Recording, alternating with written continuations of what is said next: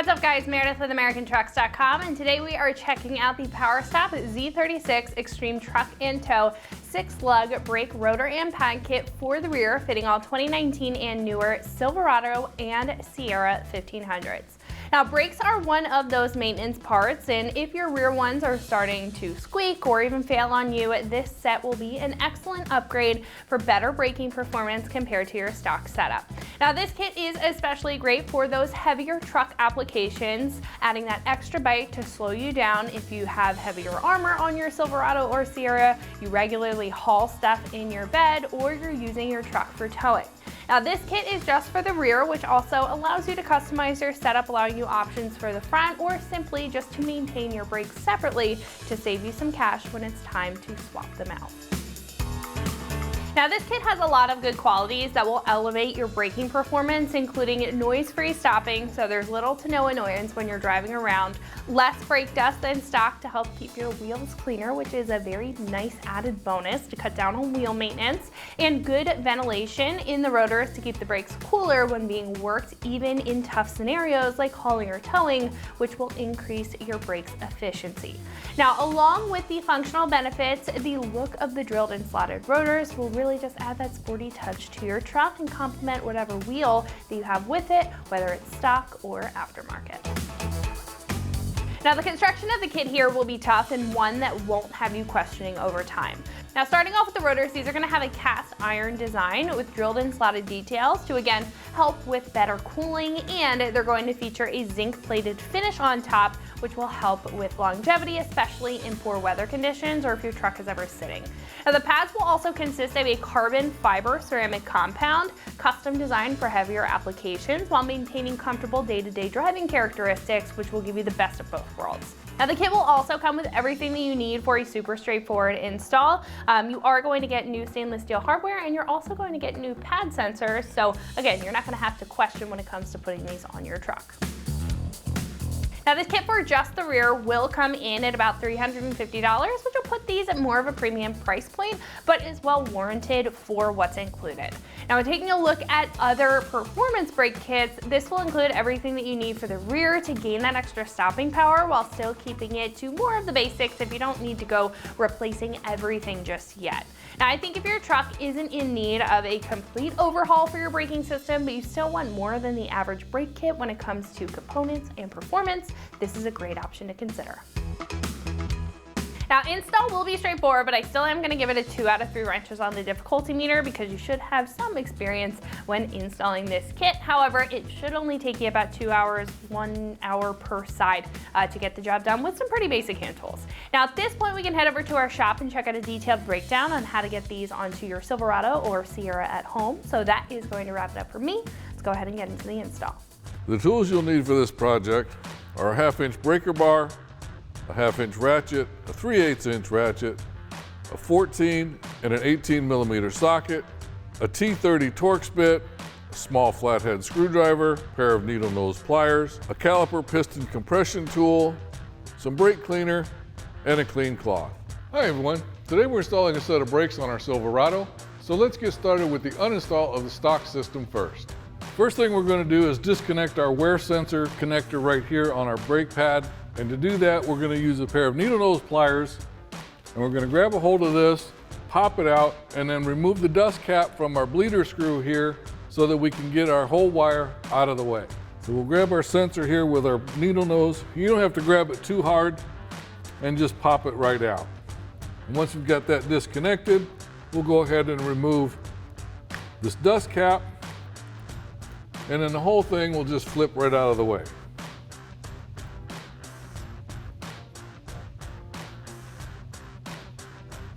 Put that back on just to make sure it doesn't get lost.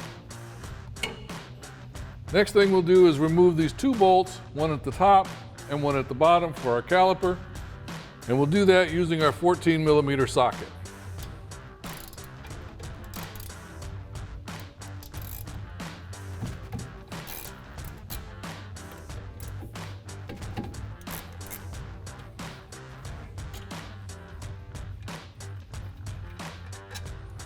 Now with those 2 bolts removed, we can just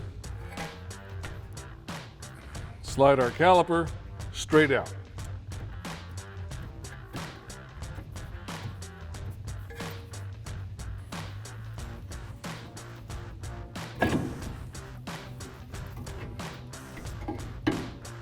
Now with the caliper out of the way, we'll go ahead and slide our pads out.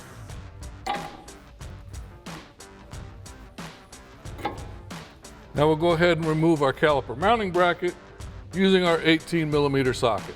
So we've got two 18 millimeter bolts, one here at the top, and then another one down here at the bottom. So we'll use our breaker bar and an 18 millimeter socket to get that started loose. Do the same thing for the one at the bottom.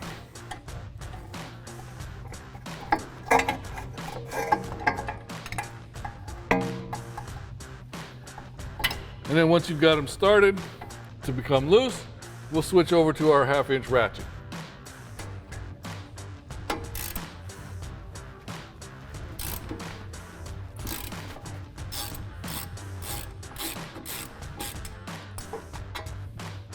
Now we'll go ahead and get the top one.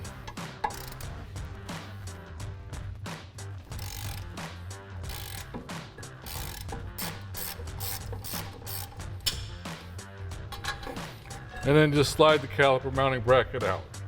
Next thing we need to do is remove this retaining bolt here using a T30 Torx bit. And you may want to use a long screwdriver or an extension to hold it still while you break this loose.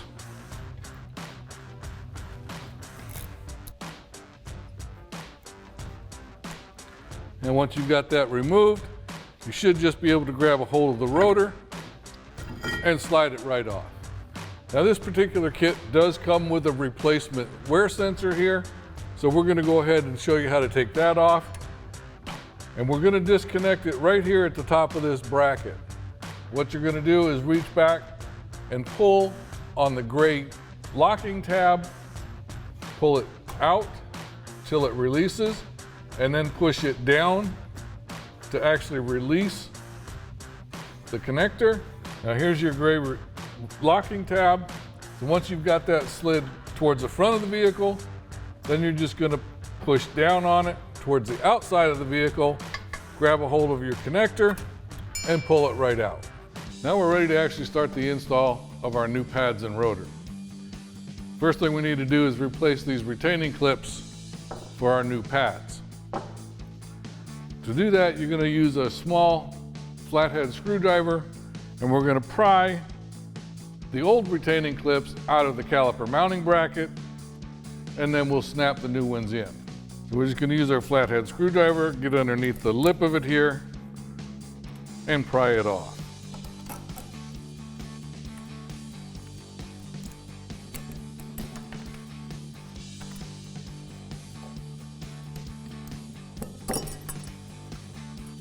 Now we'll take our new ones and snap them into place.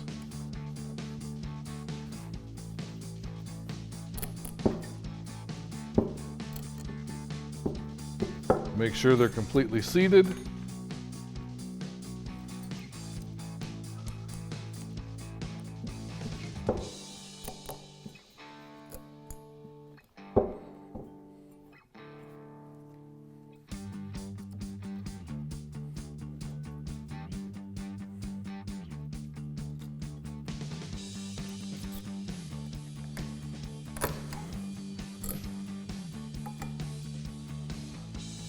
And now with our retaining clips installed, now we can go ahead and slide our pads in. Now one thing I want to point out is that these tabs here in the middle of these retaining clips, when you install those, you want to make sure that they are facing away from the center of the mounting bracket. So as you can see, we've got the opening here and here. They're facing towards the back side, and the opening here and here, they're facing towards the outside.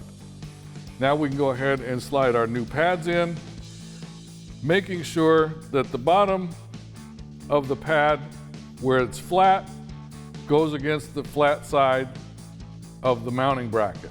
You want to make sure you use some of the supplied brake lube in the kit. And what you're going to do is just tear the end of this off a little bit to open it up. And then you're going to put a little bit, very little bit, on the end of the pads here and here, and then also on the back side where the pistons will be pushing against it. And the reason for doing that is to make sure everything moves smoothly and you have less noise. Now, we're not making this a permanent addition to our truck, so we're not going to actually put this on. So then now you can go ahead and slide your pads into the retaining clips.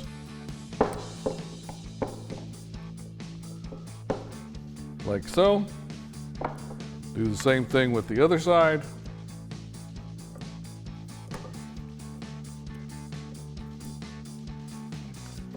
Keep in mind that since these are new, it will be a little bit of a tight fit. And you want to keep the pads closer to the outside of the mounting bracket to allow room for them to slide over the new rotor. Now let's go ahead and slide our new rotor on. Now before we install our new rotor, we want to make sure that we've got the correct rotor for the correct side of the vehicle. One way to do that, since these are slotted and drilled, is to look at the slots on the rotor. You want it to start on the inside here, and then as it comes up, it's going to be facing towards the rear of the vehicle. That's how you know you've got the right side. Or if it's got a sticker on here that tells you rear driver's side, then you know you're on the driver's side, you've got the correct rotor. Another way that you can tell is to look along the edge of the rotor here, and the part number is stamped, as well as some of the specs as the minimum thickness of the rotor. And you'll find the first thing that you see is the part number itself, and then the very last digit on the part number will be either an L for driver's side or R for passenger side. That's how you know you're on the vehicle's, which side this rotor goes on. And one last thing before we put it on, I always recommend that we use some brake cleaner, spray the contact surface of the rotor, front and rear. Make sure that we've removed any kind of manufacturing residue, or maybe something might have gotten on it during shipping. You want to make sure that the surface is clean for your new pads. So we'll go ahead and spray this down.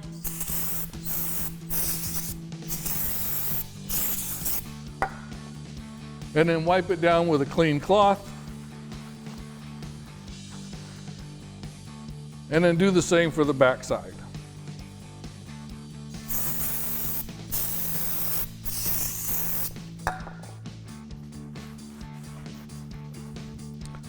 Now, once you've got it wiped down, now we can go ahead and put this back on the truck. And when you go to put this on, you want to make sure that this chamfered hole here for the retaining bolt is lined up properly. Slide that on. Reinstall the retaining bolt. And tighten it down with your T30 Torx bit.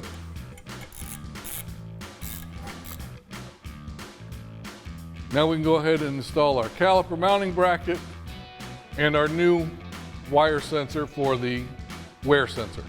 Now we go ahead and slide our caliper mounting bracket with our pads installed over the rotor. Get those into position. And then we'll reattach it using the original hardware.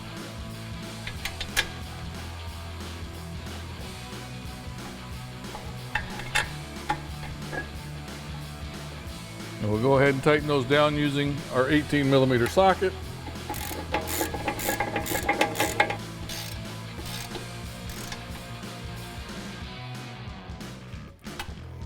Now we'll tighten down the upper bolt.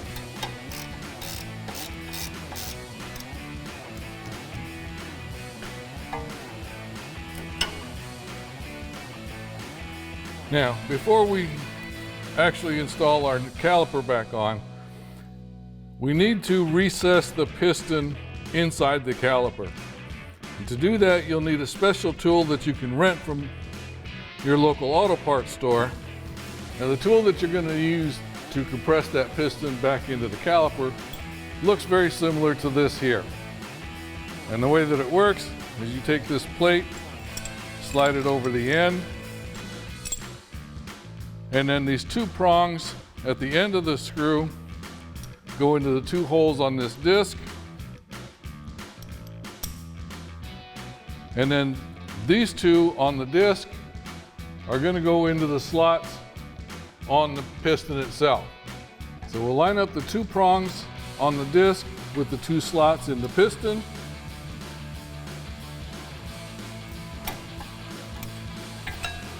Make sure the plate is on the inside of the caliper, and then just back up that plate till everything is tight.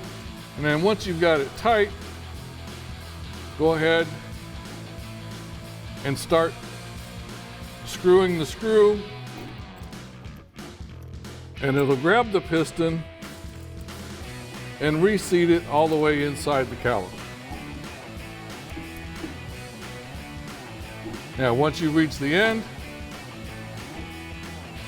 go ahead and back that off.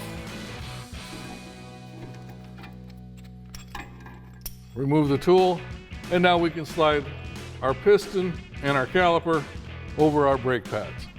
So we're going to go ahead and seat our brake pads all the way up against the rotor,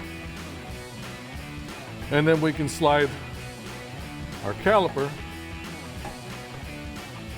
over the pads.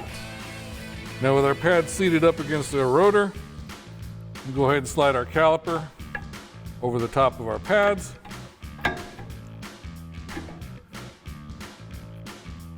And secure it with the original hardware.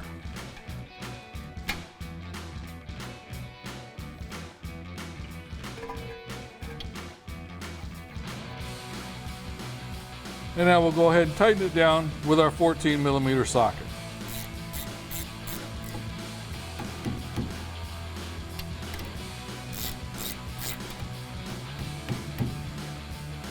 Now we'll go ahead and connect our new wear sensor. So we'll plug that in to the factory harness, push in on the gray locking tab, make sure it locks into place. Go ahead and place our holder over our bleeder screw, reattach our dust cap, and then go ahead and plug in our wear sensor to the top of the pad. Now once you've got one side finished, make sure you tighten everything down to factory recommended torque specifications, and then you can repeat that whole process for the other side. And that wraps up our review and install of the PowerStop Z36 Extreme Truck and Tow 6-lug brake rotor and pad kit for the rear of your 19 to 23 Silverado and Sierra 1500. Thanks for watching, and remember, for all things Silverado, keep it right here at AmericanTrucks.com.